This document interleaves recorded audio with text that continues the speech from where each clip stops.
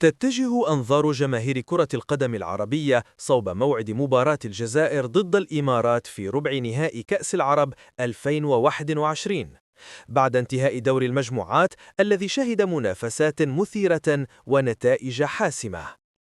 تأهل محاربو الصحراء إلى الدور الربع نهائي بعد فوزهم على العراق بهدفين نظيفين ليحصدوا صدارة المجموعة الرابعة، فيما اكتفى منتخب العراق بالمركز الثاني.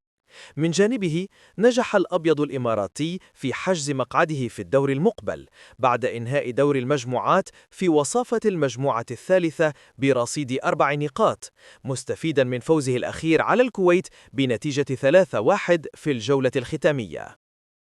موعد مباراة الجزائر ضد الإمارات في كأس العرب.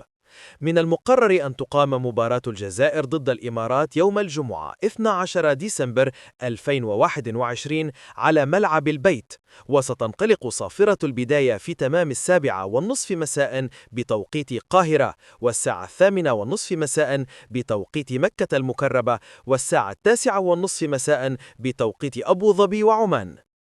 القنوات الناقلة لمباراة الجزائر ضد الإمارات في كأس العرب.